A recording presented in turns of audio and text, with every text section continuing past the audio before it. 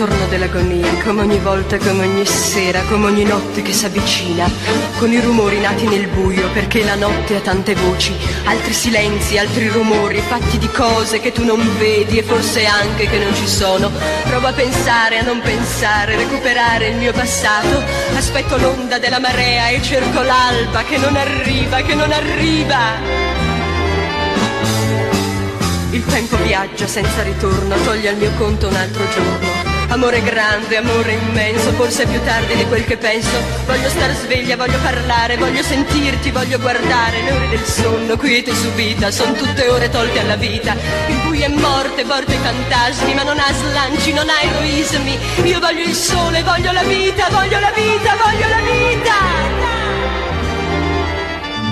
Tienimi stretta perché sento che ritorna la paura di morire, senza il tempo per amarci, senza il tempo di soffrire, senza il tempo di lasciarci, senza il tempo di finire tutto quello che ho da fare, che non cerco di capire, ma che so che devo fare. Tu senti che io sto guardandoti, d'alzi il viso sorridendomi, e la paura dell'addio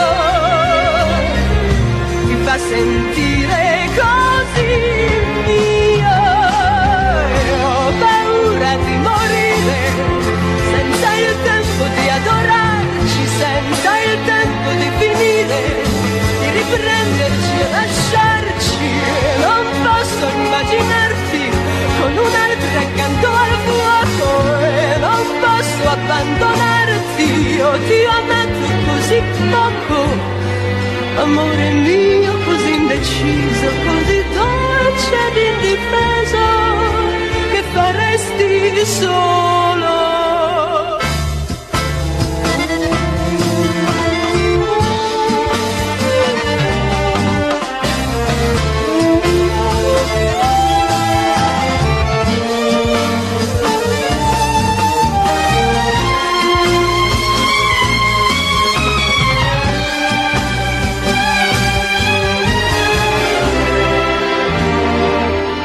Tienimi stretta perché sento che ritorna la paura di morire, senza il tempo di adorarci, senza il tempo di finire, di riprenderci e lasciarci. E non posso immaginarti con un'altra accanto al fuoco, e non posso abbandonarti.